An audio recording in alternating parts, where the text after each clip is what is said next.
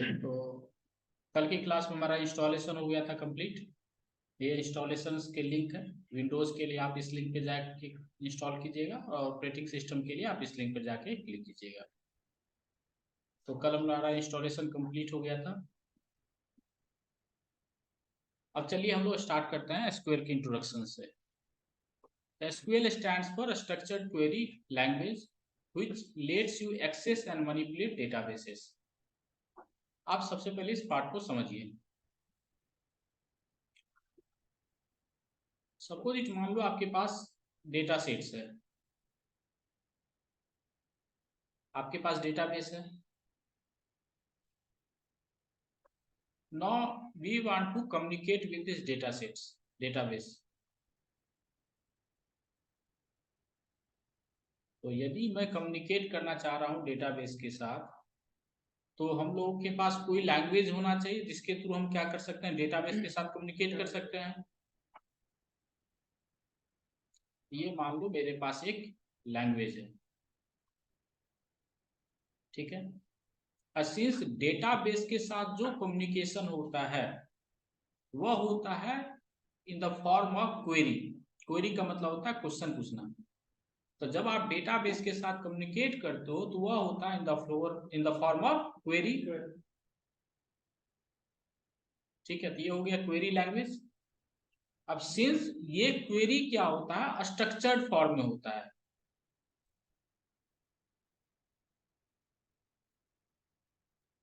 इसलिए इसका नाम रखा गया structured query language.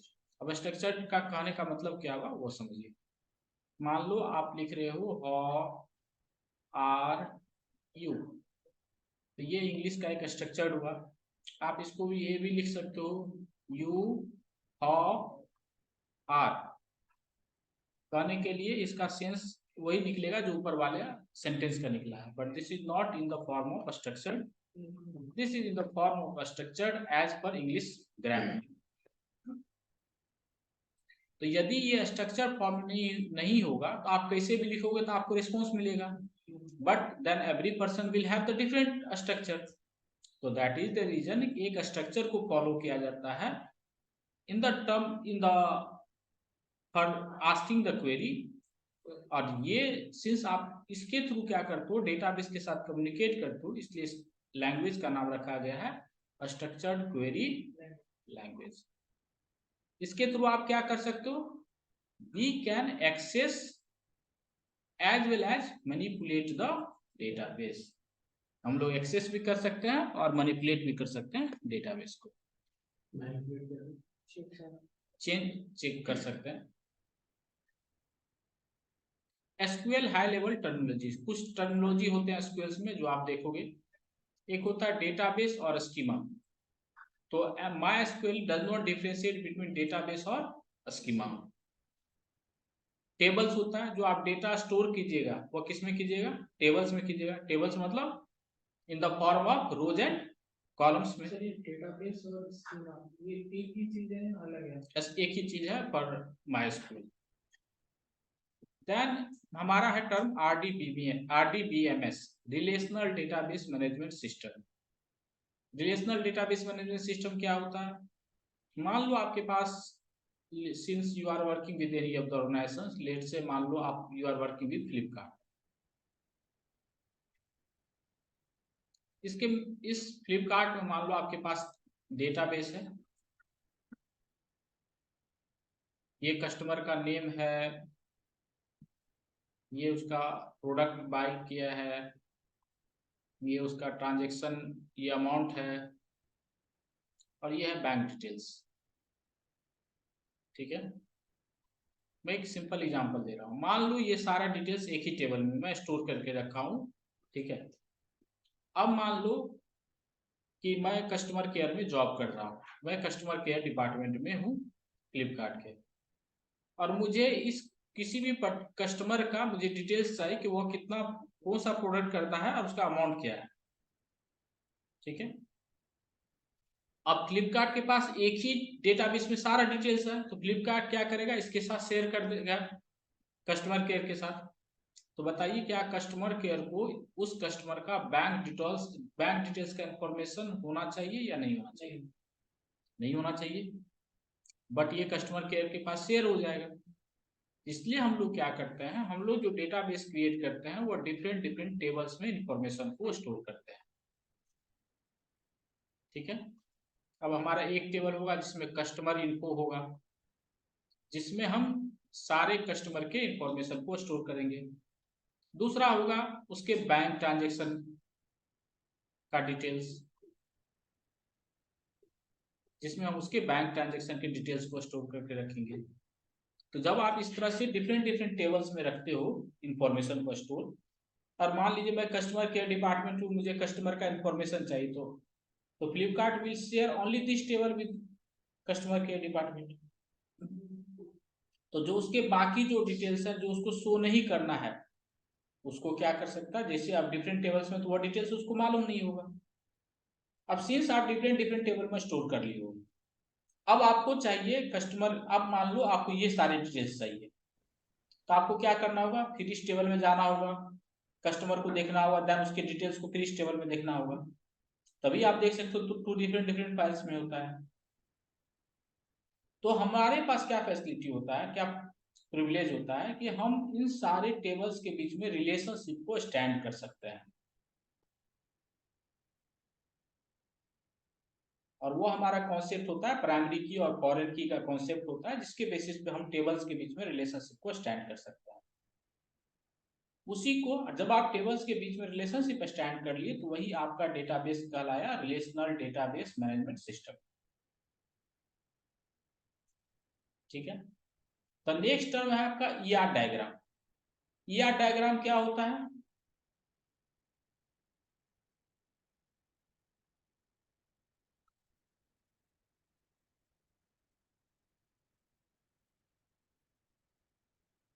ER diagram होता है आपका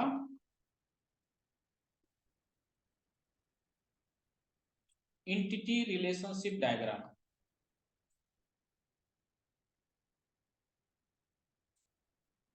देखिए, जब आप घर बनाते हो तो क्या करते हो, सबसे पहले हम लोग क्या करते हैं, मैप बनाते हैं, और उसके अकॉर्डिंगली हम लोग फिर घर को क्रिएट करते हैं। उसी तरह जब आप डेटाबेस क्रिएट करोगे, तो पहले क्या करोगे, उसका आप एक डायग्राम बनाओगे कि आप कैसे डेटाबेस को क्रिएट करने के लिए जा रहे हो। कौन कौन सा टेबल क्रिएट करोगे आप, table 1, table 2, table 3, table n, उसमें कौन से टेबल में आप रिलेशनशिप स्टैंड करोगे और कौन से कॉलम के बेसिस पे करोगे। इसका जो आप डायग्राम बनाते हो उसी को कहते हैं हम लोग एंटिटी रिलेशनशिप डायग्राम। आप जब अभी हम लोग एग्जांपल देख, हम लोग 5 टेबल्स बनाए, T1, T2, T3, फ्लिपकार्ट के एग्जांपल दिए थे, और आप इनके टेबल के बीच में रिलेशनशिप बनाओगे। आप डायरेक्ट माइस्क्यूएल पे तो बनाने के लिए नहीं स्टार्ट करोगे, आप पहले क्या करोगे, एक डायग्राम बनाओगे कि हमको कौन कौन से टेबल्स बनाने हैं और क्यों, और उस टेबल में कैसे हमको रिलेशनशिप स्टैंड करना है। रिलेशनशिप अभी जस्ट राइट, जहां आप एक टेबल को दूसरे टेबल के साथ जो रिलेशनशिप स्टैंड करोगे, ये आप समझ लो कि आप अपने डेटाबेस का एक डायग्राम बना जा रहे हो, रॉ मटेरियल क्रिएट करने जा रहे हो, और उस मैप के अकॉर्डिंगली आप फिर आप क्या करोगे, आप फाइनल अपना डायग्राम बनाओ, मतलब फाइनल आप इंप्लीमेंट करोगे एसक्यूएल पे। माइस्क्यूएल पे हम लोग डेटाबेस क्रिएट कर सकते हैं और डेटाबेस को एक्सेस और मैनिपुलेट कर सकते हैं। हाँ, पहले तो अभी हम लोग देख रहे हैं कि थ्योरी, ठीक है। देन नेक्स्ट क्या है, ये सॉफ्टवेयर जो है आपका पेड भी है और ओपन सोर्स भी है, और सिंस यहाँ ये आपका सॉफ्टवेयर क्या है, GUI है, ग्राफिकल यूजर इंटरफेस है। देन जो आप क्वेरी करोगे वो करोगे कमांड्स के थ्रू, उसको हम लोग बोलते हैं एसक्यूएल कमांड्स। आप जो कॉलम्स क्रिएट करोगे उस कॉलम्स का डेटा टाइप होगा ये, ठीक है। देन हम लोग पढ़ेंगे कीज एंड कॉन्स्टेंट्स। कीज में प्राइमरी के क्या अभी हम लोग पढ़ेंगे, देन पढ़ेंगे हम लोग कीज एंड कॉन्स्टेंट्स को। तो कीज में हम लोग पढ़ेंगे प्राइमरी की, फॉरेन की, और कॉन्स्टेंट्स में हम लोग पढ़ेंगे कि कंडीशंस क्या क्या हमारा हो सकता है।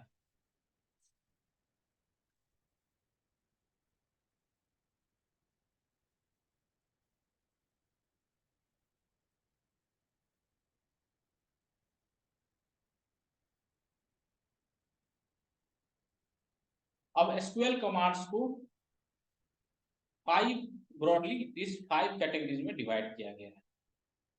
ठीक है, पहला है आपका डेटा डेफिनेशन लैंग्वेज, जिसको हम लोग डीडीएल बोलते हैं। इसके थ्रू आप क्या कर सकते हो, आप टेबल के स्ट्रक्चर को मॉडिफाई कर सकते हो,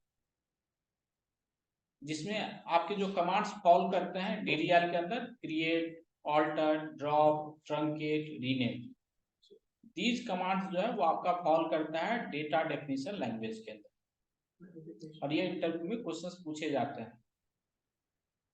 डेटा मैनिपुलेशन लैंग्वेज, जिससे आप डेटा को मॉडिफाई कर सकते हो।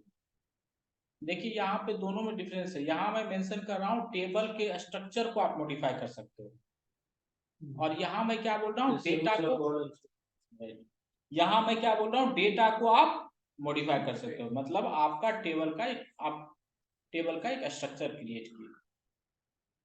ये मान लो आपका है, ये मैं बना रहा हूँ स्टूडेंट का, ये है रोल नंबर, नेम और कोर्स।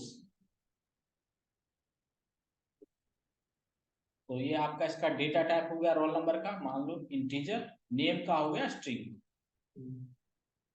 और कोर्स का भी हो गया स्ट्रिंग। तो ये आपका टेबल क्रिएशन हुआ। ठीक है, टेबल का स्ट्रक्चर क्रिएशन हुआ। बट स्ट्रक्चर के बाद आप इसमें डेटा भी तो फीड करने के लिए सोचिएगा कि हम लोग इसमें डेटा फीड करें, तो वो उसको हम लोग बोल रहे हैं डेटा मॉडिफिकेशन, जिसको आप कर सकते हो इंसर्ट के थ्रू। फिर डेटा कुछ आपको अपडेट करना है तो अपडेट के थ्रू कर सकते हो, कोई डेटा डिलीट करना है तो आप डिलीट के थ्रू कर सकते हो। देन आपका आएगा थर्ड, डेटा क्वेरी लैंग्वेज, जहां आप डेटा को एक्सट्रैक्ट कर सकते हो, डेटा को रिट्रीव कर सकते हो। तो वो उसके लिए हमारे पास कमांड है सेलेक्ट। जैसे मुझे देखना है सिर्फ नेम, तो मैं लिखूंगा select name from table. Fourth आता है आपका डेटा कंट्रोल लैंग्वेज।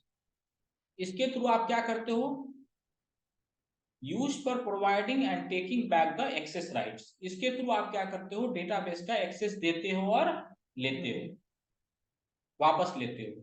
इसमें ब्रॉडली आपको दो कमांड्स कॉल होते हैं, ग्रांट और रिवोक। ग्रांट से हम लोग एक्सेस देते हैं और रिवोक से एक्सेस वापस लेते हैं। देन होता है एक्सेस दे रहे हैं डेटाबेस का। जब हमारे पास डेटाबेस होगा तो हम उसको लॉक करके रखेंगे ना डेटाबेस को, नहीं तो कोई भी एक्सेस कर लेगा। तो जब हम किसी को एक्सेस देंगे तो फिर ग्रांट होगा, जब हम उसे एक्सेस वापस लेंगे तो revoke. Then transaction control language, जो आप ट्रांजैक्शन करते हो, ठीक है, used for handling transaction activities in the database in a multi user environment। और इसके लिए आपके पास दो कमांड, जैसे कमिट और रोल बैक होता है। तो कमिट का मतलब क्या होता है कि आपका ट्रांजैक्शन कंप्लीट हो गया। रोल बैक का मतलब क्या हुआ, आपका ट्रांजैक्शन वापस आ गया। जैसे कभी कभी आप पेमेंट करते हो तो आपका पेमेंट हो गया तो कमिट, अब वो वापस आ गया तो रोल बैक।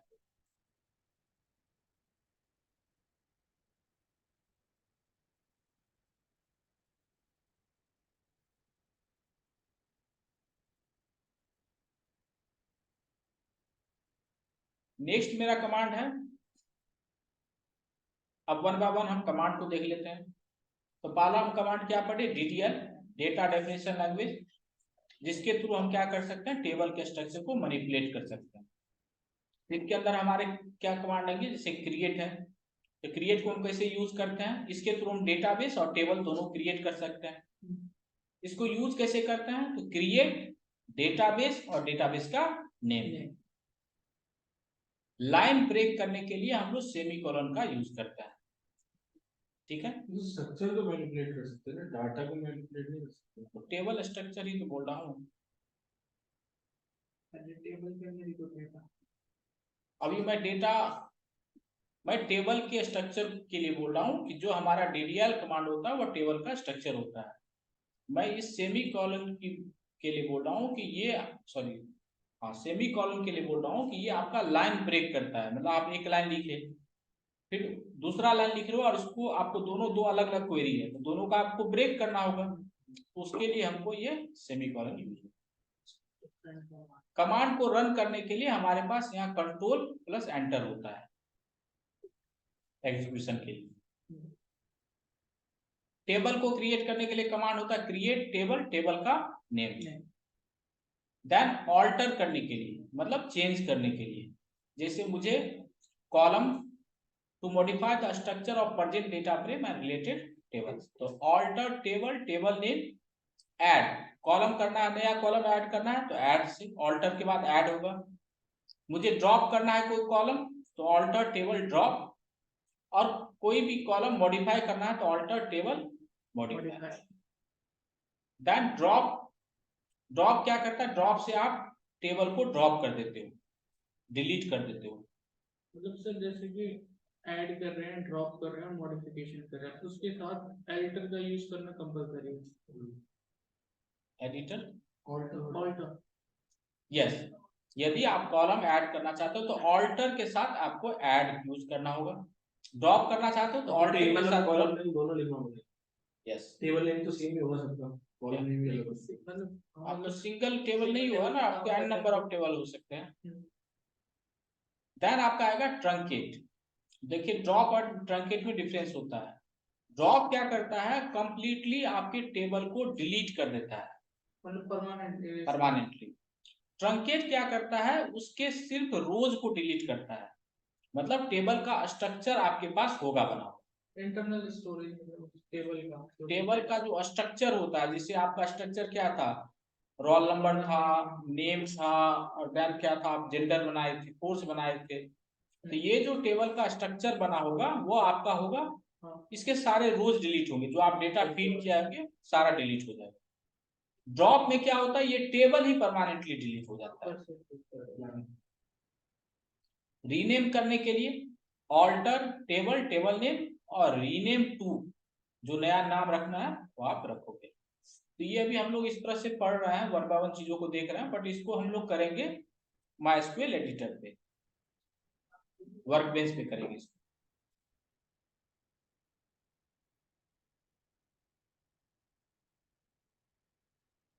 अब नेक्स्ट चलते हैं हम लोग, वो है हमारा डेटा मैनिपुलेशन।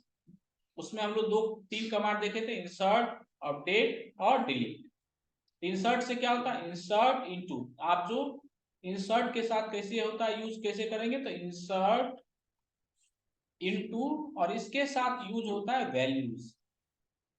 जो आप वैल्यूज, जो डेटा इनपुट करोगे, ऐड करोगे, मतलब इंसर्ट करोगे, वो आप वैल्यूज के अंदर डालोगे। अपडेट के साथ यूज होता है सेट, इसका थोड़ा सा ध्यान रखिएगा। इंसर्ट के साथ इनटू और अपडेट के साथ सेट यूज होता है, मतलब आप जो कोई डेटा डाले उसको आपको अपडेट करना है। और डिलीट के साथ यूज होता है फ्रॉम, डिलीट के साथ फ्रॉम, जैसे आपको कोई रिकॉर्ड्स डिलीट करना है तो डिलीट फ्रॉम। वेयर यूज होता है, कोई कंडीशन हमको करना है, इंप्लीमेंट करना है, तो उसके लिए हमको वेयर क्लॉज यूज होता है।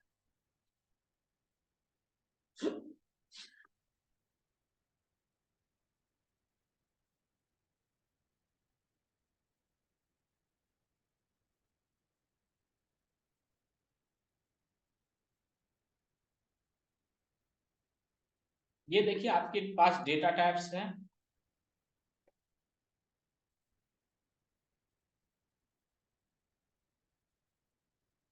न्यूमेरिक डेटा टाइप्स में इसमें बहुत सारे डेटा टाइप्स हैं, जैसे बिट है, टीनी बिट है, स्मॉल बिट है, मीडियम इंट है, इंट है, बिग इंट है। आपको जो मेन यूज में आता है वो इंट यूज आता है,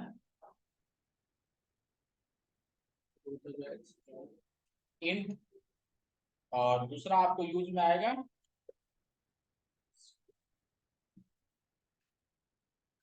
फ्लोट, ठीक है, फ्लोट डेसिमल के लिए, और इंट इंटीजर के लिए। देन नेक्स्ट आपका होगा string data type. String data type में ये सब सारे डेटा टाइप्स फॉलो करता है, char, varchar, binary, varbinary, block, text. Float decimal values के लिए, इंट इंटीजर के लिए, माइनस इन्फिनिटी से प्लस इन्फिनिटी जो होता है, जो वो होता है इंटीजर्स। डेसिमल वैल्यू जो होता है उसमें, उसके लिए फ्लोट होता है। जैसे परसेंटेज निकालनी हो तो पॉइंट में आती है, तो उसके लिए फ्लोट यूज करेंगे। जैसे रोल नंबर होते हैं तो वो सिंगल जैसे पॉइंट में नहीं आते, तो उसके लिए इंट यूज करेंगे। देन आपका date time, time stamp, year, ये सब डेटा टाइप्स हुए। अब चलते हैं हम लोग कीज एंड कॉन्स्टेंट्स पे।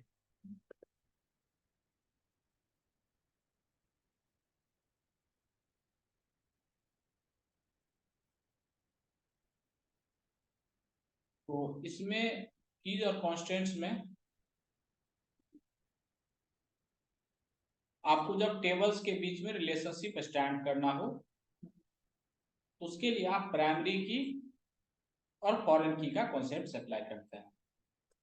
ठीक है, तो प्राइमरी की के साथ क्या कंडीशन, मतलब हम कौन से कॉलम्स को प्राइमरी की बोल सकते हैं, जहां मेरे पास ये दो कंडीशंस फुलफिल होने चाहिए, कि वह कॉलम आपका नॉट नल होना चाहिए एंड यूनिक होना चाहिए। जैसे as per example roll number, roll number 1 2 3 4 5, इसमें जो वैल्यूज होंगे वो आपका नॉट नल होगा, नॉट नल रखना है, एंड ये वैल्यूज को आपको यूनिक रखना है। यूनिक मतलब एक वैल्यू रिप्लिकेट नहीं हो रहा उसकी। नॉट नल का मतलब किसी वैल्यूज को आप मिसिंग नहीं रख सकते हो। जैसे ब्लैंक नहीं छोड़ सकते, ब्लैंक नहीं छोड़ सकते, उसको बोला जाता है नॉट नल। फॉरेन की क्या होता है, prevent actions that would destroy links between tables. This constants prevents invalid data from being inserted into the foreign key columns because it must be one of the values contained in the parent table. Foreign की का concept क्या होता है कि मान लो आपके पास एक table है, आप स्टूडेंट्स का टेबल है, उसमें आपके पास रोल नंबर है और मान लो नेम है, जेंडर है। ठीक है, अब एक दूसरा टेबल है कोर्स का या फीस का, मान। अब उसमें आपका क्या है, ये फीस है, स्टूडेंट फीस है, या कोर्स का नेम है कोर्स का, उसका फीस है। अब इसमें आप क्या किए, रोल नंबर वाला कॉलम को डाल दिए। तो ये इस कॉलम के लिए आप इसको प्राइमरी की सेट कीजिएगा, और इस कॉलम के लिए आप, ये आपका क्या हो गया, ये हो गया फॉरेन की। अब आप मान लो स्टूडेंट्स और कोर्स इन दोनों को कनेक्ट करना चाहोगे। ठीक है, तो कैसे हम कनेक्ट करेंगे, तो इस दोनों टेबल के बीच में रिलेशनशिप होगा तब हम कनेक्ट कर सकते हैं। तो अब मान लो मुझे डिटेल्स देखना है कि कौन सा बच्चा का कितना नेम क्या है, उसका फीस क्या है, इन दोनों टेबल में रिलेशनशिप होगा तब हम कर सकते हैं। तो इस रोल नंबर वाले कॉलम को हम यहाँ पे इंट्रोड्यूस कर दिए। बट ऐसा तो जरूरी नहीं होगा ना एक कोर्स वाले कॉलम में कि सारे बच्चे का रोल नंबर होगा मेंशन। मान लो यहाँ इनरोलमेंट लिया कोई बच्चा, ठीक है, इनरोलमेंट लिया, और ये मान लो कि हमारा बार बार इंस्टॉलमेंट वाला भी हम बना रहे हैं, तो इसमें इंस्टॉलमेंट भी है। तो अब एक ही बच्चा है, उसका इंस्टॉलमेंट 1 है हम रखे हैं और डेट रखे हैं। तो अब एक बार रोल नंबर में आया एक, फिर हम उस रोल नंबर 1 है उसमें इंस्टॉलमेंट डाल दिए इतना तारीख को, फिर दूसरा अगेन हम उसका रिपीट किए, मान लो और उसका स्टेटस रख रहे हैं, तो स्टेटस में एक बार फीस पे किया 5000, फिर उसका रिमेनिंग बच गया तो फिर से हम उस डेटा को डालेंगे। या आप मान लो इस तरह से आपके पास प्रोडक्ट का एक टेबल है और एक कस्टमर का टेबल है, तो ये आपका प्रोडक्ट आईडी हो गया 1 2 3 4 5। मान लो इसमें प्रोडक्ट्स है मैगी, तो आप प्रोडक्ट आईडी 101 किए। ठीक है, इसको 201 किए, इसमें रख लिए आप मान लो हॉर्लिक्स। ये 301 है, इसमें आप रख लो मान लो कोई प्रोडक्ट, चॉकलेट्स रख लेते हैं। ये 401 है, इसमें हम रख लेते हैं कोई प्रोडक्ट, मान रखो ऑयल रख लिए, 501 में हम लोग रख लिए क्रीम या टूथपेस्ट। अब जब आप जाओगे कस्टमर वाला डिटेल्स में, ये कस्टमर का आईडी हो गया, ठीक है, और यहां मैं लिख रहा हूं प्रोडक्ट आईडी। तो आप बताओ ये जो कस्टमर का आईडी है ये है 1 2 3 4 5 6 7 8 9 10। तो एक कस्टमर मान लो आपका परचेज किया 101 प्रोडक्ट, तो क्या दूसरा तीसरा कोई कस्टमर परचेज कर सकता है ना 101, कोई और भी कस्टमर परचेज कर सकता है 101। तो ये जो प्रोडक्ट आईडी आप यहाँ इंट्रोड्यूस किए इस टेबल में, तो ये हो गया इसके लिए फॉरेन की, और इसको हम लोग प्रोडक्ट आईडी जो यहाँ कॉलम है इसको हम बना लिए यहाँ पे प्राइमरी की, ठीक है। और दो सेम होते हैं तो ज्यादातर ये यूज होती है फॉरेन यस। सर ये कांस्टेंट वर्ड नहीं समझ आ रहा है। कांस्टेंट का मतलब होता है कंडीशंस अप्लाई करना। जब आप कॉलम क्रिएट करते हो ना, जैसे आप कॉलम क्रिएट की, तो मेरा पहला कांस्टेंट क्या है, नॉट नल। मतलब आप कांस्टेंट मतलब आप रोल नंबर एक कॉलम बनाए, ठीक है, नेम बनाए और जेंडर बनाए। मान लीजिए मैं इसको भी प्राइमरी की नहीं बना रहा हूँ रोल नंबर, मैं इसको कर दे रहा हूँ नॉट नल। नॉट नल यदि जैसे मैं इसका कांस्टेंट कर दिया तो इसका मतलब हुआ कि इस कॉलम में वो आप ब्लैंक नहीं छोड़ सकते हो। यदि जैसे एटीएम में जैसे पिन का, आप रोल नंबर को आप नॉट नल कर दिए, तो मतलब आप यदि नेम का कुछ वैल्यू दे रहे हो XYZ, जेंडर दे रहे हो मेल, तो रोल नंबर में कुछ ना कुछ आपको मेंशन करना होगा। इसको आप नॉट नल कर दिए हो, मतलब आप उसको नल नहीं रख सकते हो। प्राइमरी और नल डिफरेंस है। प्राइमरी नॉट नल का मतलब ये नहीं होता है कि आप इसमें डुप्लीकेट वैल्यू नहीं डाल सकते हो, आप इसमें खाली नहीं, आप ब्लैंक नहीं छोड़ सकते हो। नॉट नल का मतलब ये होता है। प्राइमरी की का मतलब होता है नॉट नल एंड यूनिक, मतलब नॉट नल भी होना चाहिए और साथ साथ आपका वैल्यू यूनिक होना चाहिए, कोई डुप्लीकेसी नहीं होना चाहिए, ठीक है। अब उसके बाद यूनिक हो गया, यूनिक में फिर आप डाल दोगे यूनिक, तो फिर उसको ब्लैंक छोड़ सकते हो, बट जब यदि वैल्यू डालोगे तो वह यूनिक ही होना चाहिए, ठीक है। जैसे आधार नंबर, आधार नंबर का क्या होगा, हम डाल सकते हैं यूनिक, आधार नंबर हमारा होना चाहिए यूनिक, बट इसको हम ब्लैंक छोड़ सकते हैं। हो सकता है कोई मेरा न्यू बॉर्न बेबी है, जैसे मेरा सन है, वो 3 इयर्स ओल्ड है, उसके पास आधार कार्ड नहीं है, तो उसके डिटेल्स में मैं ब्लैंक छोड़ दूंगा। बट ये मेरा क्या होना चाहिए, यूनिक होना चाहिए, क्योंकि सबका आधार कार्ड क्या होगा, डिफर होगा। चेक क्या होता है, ensures that the values in a column satisfied a specific condition. आपको यदि स्पेसिफिक कंडीशंस लगाते हो तो वो आपका स्पेसिफाई होना चाहिए, ये आप देखोगे। देन डिफॉल्ट, डिफॉल्ट क्या होता है, मान लो आपके पास 3 कॉलम्स है, या मान लो आपके पास है रोल नंबर, नेम, जेंडर, और एक कॉलम मैं बना ले रहा हूं, जेंडर है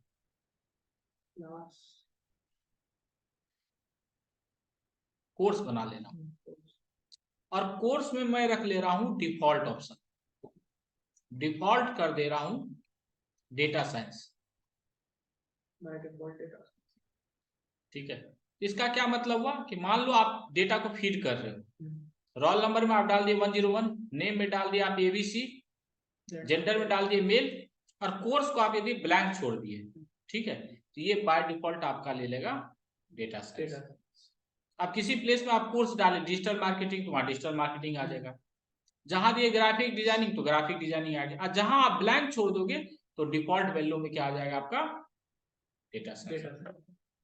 ये प्राइमरी कर सकता है, क्या बोल रहे हैं, प्राइमरी डिफॉल्ट हो सकता है, नॉट नल नहीं हो सकता। प्राइमरी की कहाँ कर रहा हूं मैं डिफॉल्ट कांस्टेंट की बात कर रहा हूँ। एक क्वेश्चन था, जैसे कि बैंकिंग सिस्टम में मतलब जो ये अब हम लोग चलिए इस सारे कमांड्स को हम लोग क्या करते हैं, देखते हैं एसक्यूएल पे। तो अब हमारा क्या होगा, most of the things practically होगा। तो आप ओपन करो my SQL.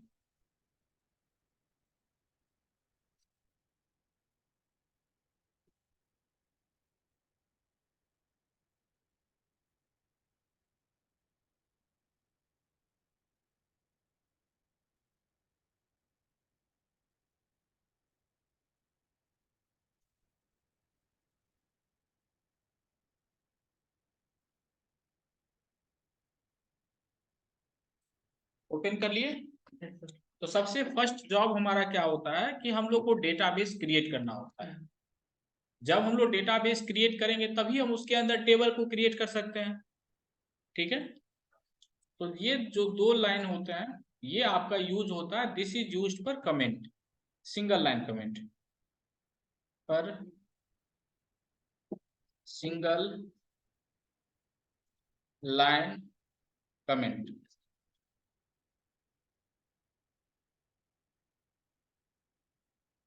Semicolon is used for line break, control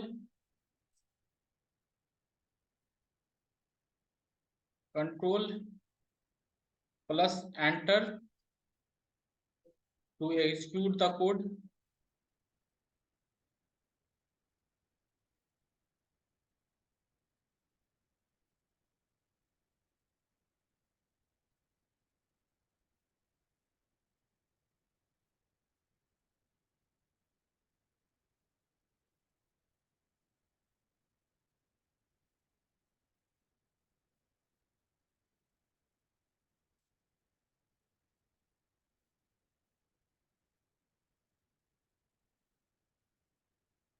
तो हम लोग क्या करते हैं, डेटाबेस क्रिएट करते हैं, डेटाबेस क्रिएशन।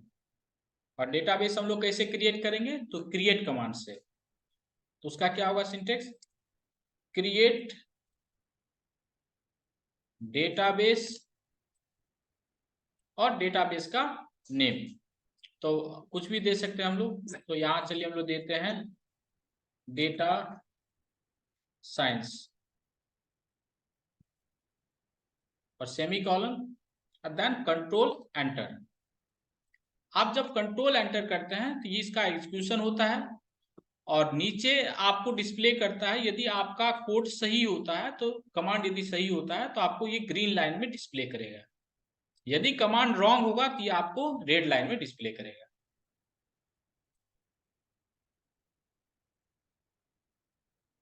अब इस डेटाबेस को देखना है आपको, तो लेफ्ट हैंड साइड क्या होगा, आपको देखो यहाँ स्कीमास करके आपको डिस्प्ले कर रहा होगा। नहीं कर रहा है तो यहाँ पे आप स्कीमा पे सिलेक्ट कीजिएगा तो ये आपको डिस्प्ले करेगा। और सबसे ऊपर टॉप में जाओगे, स्कीमास के जस्ट मतलब राइट साइड आपको ये ऑप्शन होगा जो आपका रिफ्रेश का ऑप्शन है। आप जब रिफ्रेश कीजिएगा तो आपको अपना डेटाबेस यहाँ रिफ्लेक्ट होगा। देखिए मेरा डेटाबेस रिफ्लेक्ट हो रहा है और आप लोग को भी डेटाबेस रिफ्लेक्ट होगा। उसके बाद हम लोग को क्या करना होता है कि इस डेटाबेस को हम लोग को एक्टिवेट करना होता है फॉर दिस इन्वायरमेंट। मतलब हम लोग को ये स्पेसिफाई करना होता है कि हम इस डेटाबेस को यूज कर रहे हैं। उसके लिए हमारे पास कमांड होता है यूज डेटा साइंस की। अब हम जो भी काम करेंगे वो काम हमारा क्या होगा, इस डेटा साइंस वाले डेटाबेस में होगा। सर ये कैपिटल में लिखना जरूरी है क्रिएट डेटाबेस? नो, सर जो नीचे आउटपुट है मैंने शो किया। आप थोड़ा सा इसको ऊपर कीजिएगा, आपका यहाँ नीचे होगा, काफी नीचे होगा। अब थोड़ा सा ऊपर कीजिए। आउटपुट वाला ये दिखा रहा है बट जैसे जो आपने दिखा ना क्रिएट डेटाबेस लिखा हुआ है वो नहीं आ रहा। यहाँ नीचे नहीं आ रहा है, यही तो मैं बोल रहा हूँ नीचे होगा आउटपुट। इसको थोड़ा सा ऊपर करना होगा आपको। रन कर लो कंट्रोल प्लस।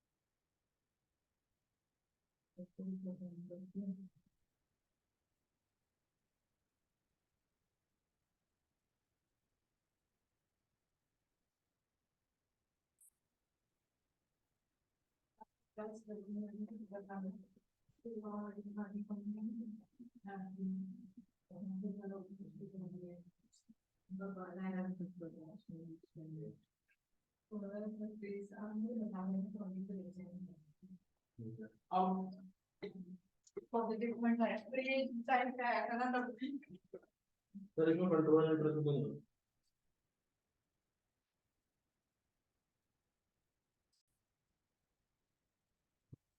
हमारा ये डेटाबेस क्रिएट हो गया। अब इसके अंदर हम लोग क्या करेंगे, टेबल्स क्रिएट करते हैं। तो चलिए एक टेबल क्रिएट करते हैं स्टूडेंट का। तो क्रिएट टेबल, देन हमारा टेबल का नेम, टेबल क्रिएशन, यहाँ टेबल का नेम हम डालें। तो हम डाल रहे हैं स्टूडेंट, स्टूडेंट का एक टेबल क्रिएट कर रहे हैं स्टूडेंट। और इसके अंदर हम लोग को क्या क्या कर रहे हैं हम लोग, तो हम लोग आईडी डाल रहे हैं जिसका डेटा टाइप हम लोग रखेंगे इंट, कॉमा नेम डालेंगे जिसका डेटा टाइप रख रहे हैं हम लोग कैर, उसमें डाल रहे हैं 15। देन रख रहे हैं हम लोग जेंडर, कर रहे हैं कैर, इसको रख रहे हैं 2। और देन रख रहे हैं हम लोग फीस, और इसका रख रहे हैं हम लोग इंट। देन ब्रैकेट क्लोज कर रहे हैं, सेमी कॉलम, और इसके बाद हम लोग करेंगे इसको execute, control enter. Name CHR क्या है? ये इसका डेटा टाइप है। इसमें क्या होता है, आपको कॉलम का नेम एंड उसका डेटा टाइप आपको डिफाइन करना होता है। तो मैं आईडी एक कॉलम बनाया, इसका डेटा टाइप में रखा इंटीजर, नेम बनाया, इसका मैं रखा कैरेक्टर, मतलब स्ट्रिंग डेटा है इसका कैरेक्टर। जेंडर को मैं वैर रखा, फीस को मैं इंटीजर रखा हूँ। वैर क्या था? यही वो स्ट्रिंग ही रखना है ना। जेंडर क्या होगा, मेल और फीमेल होगा, तो स्ट्रिंग डेटा टाइप है। तो स्ट्रिंग का एक डेटा टाइप होता है वैर क्या है।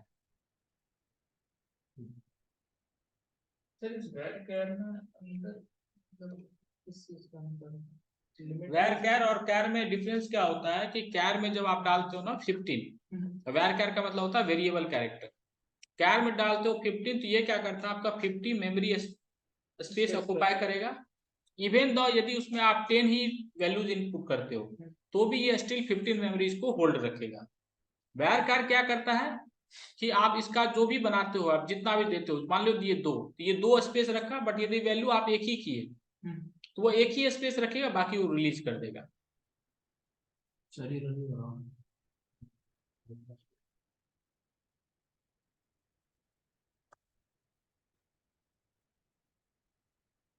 अब हम टेबल को देखना चाहते हैं, तो उसके लिए हम क्या, हमारे पास है डेस्क, और स्टूडेंट का नेम हम रखते हैं। ये आपको डिस्क्रिप्शन दिखाएगा आपके टेबल का, डेस्क।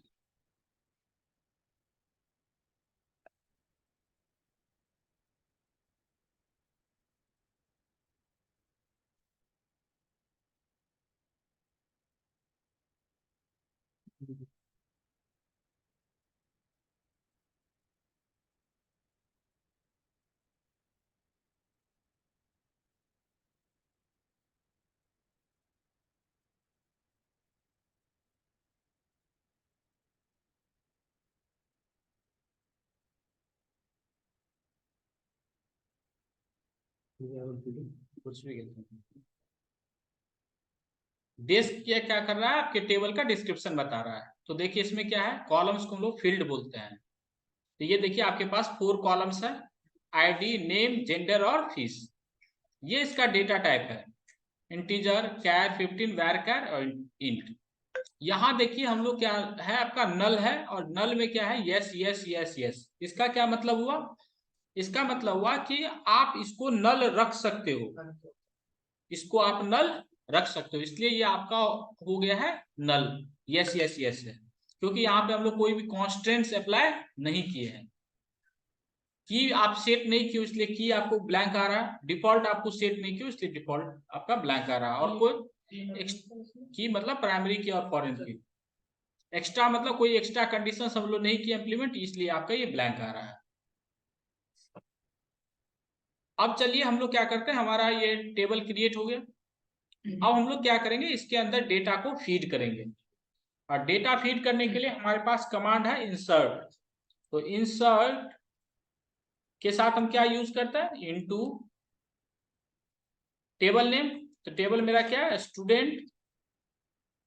देन हमारा होता है वैल्यूज, और इसमें मुझे क्या डेटा फीड करना है, तो पहले आईडी करना है। तो 101 किए, नेम हम कर रहे हैं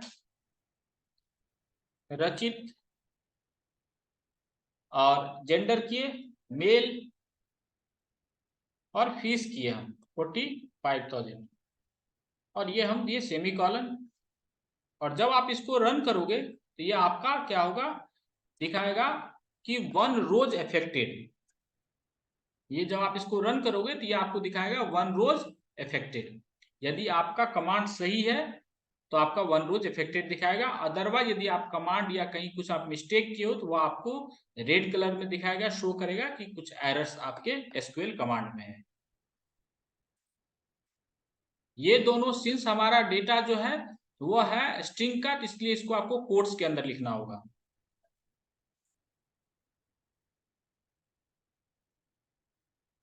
कोर्स के अंदर मतलब ये कोट्स है ना।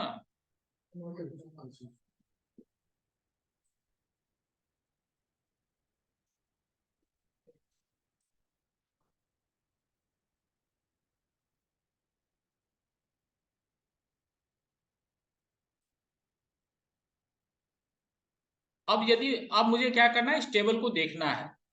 तो इस टेबल को एक्सेस करने के लिए या डेटा को रिट्रीव करने के लिए जो हमारे पास कमांड है वो है सेलेक्ट। तो हम यूज करते हैं सेलेक्ट स्टार फ्रॉम, और इस टेबल का नेम देते हैं स्टूडेंट। और जब आप इसको रन कीजिएगा तो देखिए ये आपका टेबल डिस्प्ले हो रहा है। अब हम इसके डेटा को क्या किए, रिट्रीव किए यूजिंग सेलेक्ट कमांड।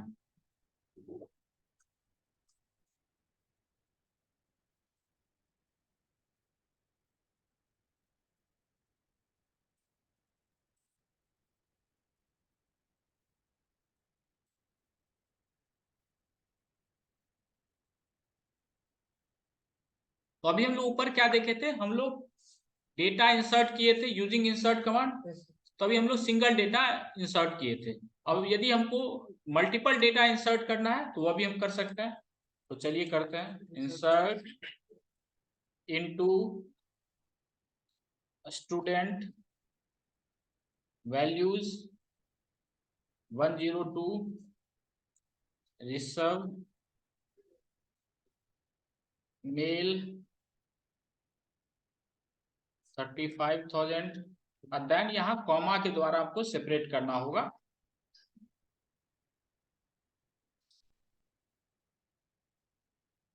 चना फीमेल 31,000 कॉमा 104,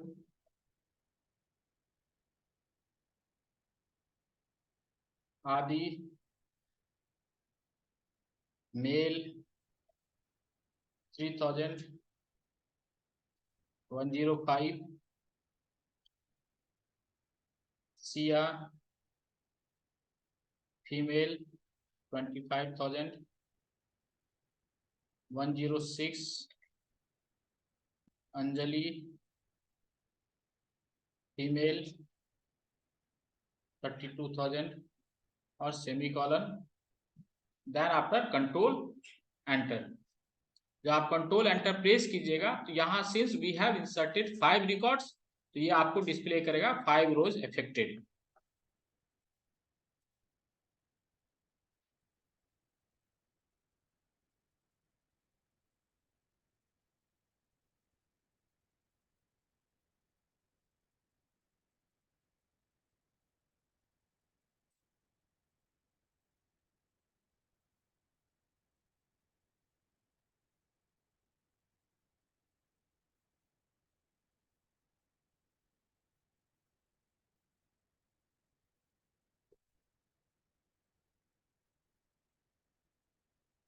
अब इस टेबल को हमको देखना है, तो सेलेक्ट स्टार फ्रॉम स्टूडेंट,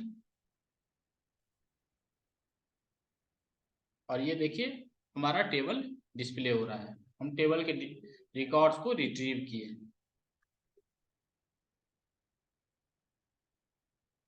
देखिए मैं सिलेक्ट के साथ स्टार इसलिए यूज किया हूं, स्टार का मतलब होता है कि मैं यहाँ सारे कॉलम्स को देखना चाहता हूँ, मैं सारे कॉलम्स के सारे कॉलम्स के सारे रिकॉर्ड्स को देखना चाहता हूँ, इसलिए मैं स्टार यूज किया हूँ। यदि सपोजिट मान लो मुझे सिर्फ नेम देखना है और जेंडर देखना है, तो ऐसे केस में मैं क्या करूंगा, सेलेक्ट नेम जेंडर लिखूंगा और फ्रॉम स्टूडेंट। तो अब आपका क्या होगा, सिर्फ डिस्प्ले होगा नेम और जेंडर, नेम एंड जेंडर। अब आपको मान लो करना है कि सेलेक्ट जेंडर और मुझे फीस देखना है या आईडी और फीस देखनी है, तो आईडी फीस फ्रॉम स्टूडेंट, ये देखिए आपका आईडी और फीस डिस्प्ले हो रहा है। तो आपको जो भी कॉलम्स देखना है वो सेलेक्ट के बाद उस कॉलम्स का नेम लिखोगे, separated by comma, then from, और टेबल का नेम लिखोगे तो वो आपको रिकॉर्ड्स डिस्प्ले हो जाएगा, रिट्रीव हो जाएगा यूजिंग सेलेक्ट कमांड।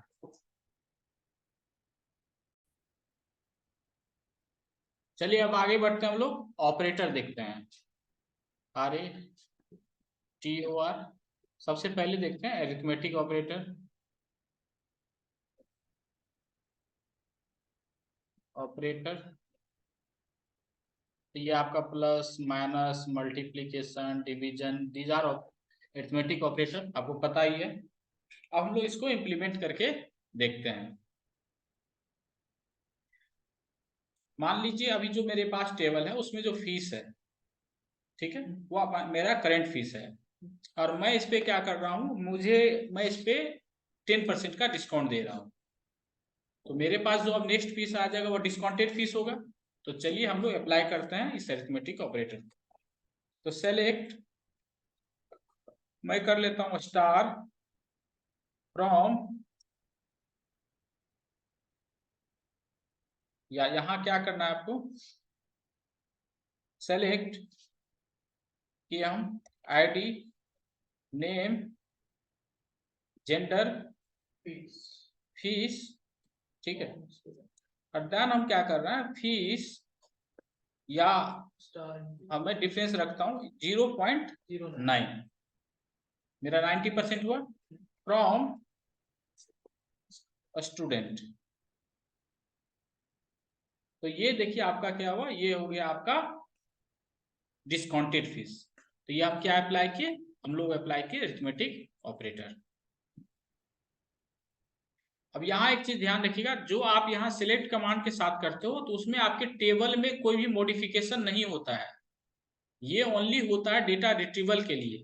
आपको टेबल में कुछ मॉडिफिकेशन करना है, नया कॉलम ऐड करना है तो उसके लिए ऑल्टर कमांड है, नया रिकॉर्ड से ऐड करना है तो इंसर्ट कमांड है। जो सिलेक्ट करते हैं हम लोग सिर्फ डेटा रिट्रीवल के लिए करते हैं। तो यहाँ जो आप देख रहे हो तो ये आपके ओरिजिनल टेबल में कोई भी चेंजेस नहीं हो रहा है। अब यहाँ देखो आपके कॉलम का नाम क्या आ रहा है, फीस इंटू 0.9, ये अच्छा नहीं लगता है, मैं इसको क्या करना चाहता हूँ, डिस्काउंटेड फीस करना चाहता हूँ। एक्चुअली इसको हम लोग अभी हम लोग क्या किए, फीस वाला जो कॉलम है उस पर हम 90%, मतलब उस पर हम 10% का डिस्काउंट देना चाहते हैं। तो 10% डिस्काउंट का मतलब क्या हुआ, इसका 90%। तो हम क्या करेंगे, फीस इंटू 0.9, फीस का 90%, तो फीस इंटू 0.9 कर दिए। तो अब जो मेरा नया फीस हुआ वह क्या हुआ, इसका 90% है। अब इसके नेम को हमको चेंज करना है, तो नेम चेंज करने के लिए मतलब हम इसको एलियास नेम देना चाहते हैं। एलियास नेम देने के लिए एज कीवर्ड होता है, जिसके थ्रू हम एलियास नेम दे सकते हैं। एलियास नेम मतलब होता है कि आपका नाम है मान लो शिवेंद्र, और आपको घर में बोला जा रहा है शिवा शिवा, तो शिवा हो गया एलियास नेम। तो अब मैं कर रहा हूं सेलेक्ट आईडी, मान लो मुझे सिर्फ बाकी डिटेल्स नहीं डिस्प्ले करना, नेम करना है, फीस मैं इसलिए कर रहा हूं ताकि आपको डिफरेंशिएट समझ में आए, into 0.9 as discounted fees from student. ये देखिए आपका हो गया डिस्काउंटेड फीस। हम लोग क्या किए, पहले हमारा फीस इंटू 0.9 था, इसको हम लोग एलियास नेम दिए डिस्काउंटेड फीस।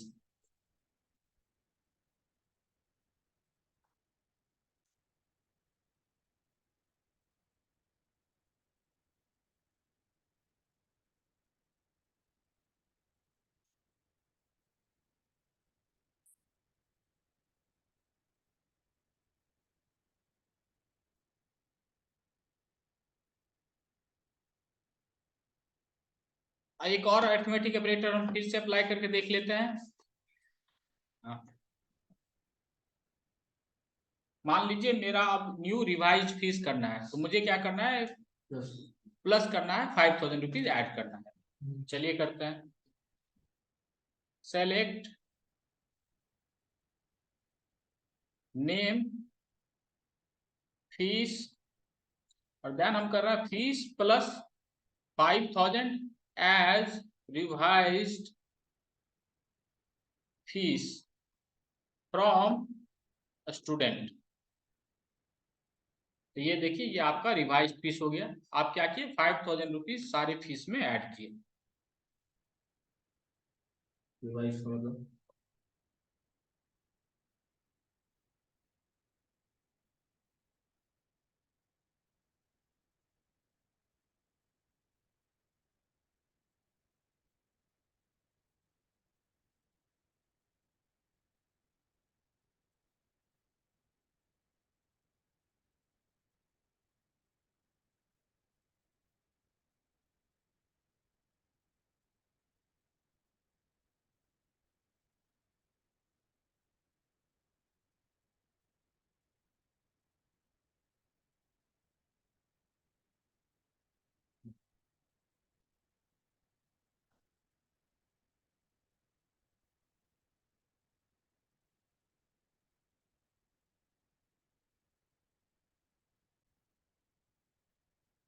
नेक्स्ट हम लोग चलते हैं कंपैरिजन ऑपरेटर। कंपैरिजन ऑपरेटर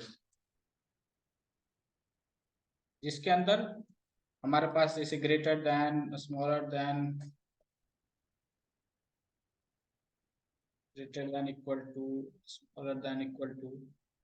यहाँ ये जो होता है ये इक्वल टू इक्वालिटी के लिए यहाँ सिंगल इक्वल साइन यूज होता है फॉर इक्वालिटी। ये होता है आपका नॉट इक्वल टू।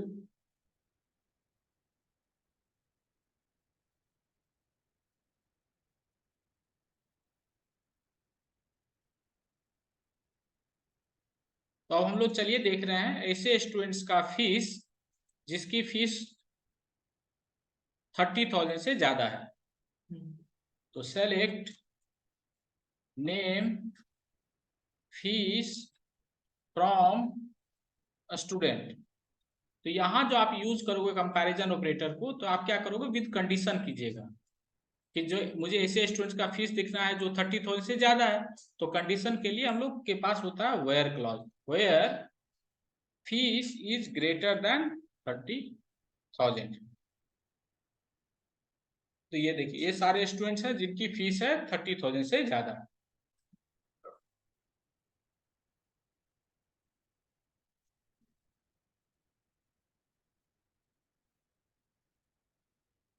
अब मुझे ऐसे स्टूडेंट्स का रिकॉर्ड देखना है जो जिनका जेंडर हो फीमेल। तो हम लोग चलिए देखते हैं। सेलेक्ट नेम, या मैं करता हूं select star from student where gender equal to female. तो ये देखिए ये स्टूडेंट्स जो हैं उनका जेंडर क्या है, फीमेल है। तो जो सर हमने 5,000 ऐड किए थे वो देखिए वो आप सेलेक्ट कमांड के साथ किए थे। सेलेक्ट कमांड में हम लोग टेबल के साथ कोई मॉडिफिकेशन नहीं करते हैं, ठीक है। तो this is exclamation mark equal to, not equal to कहता है। तो this is how we can use the comparison operator.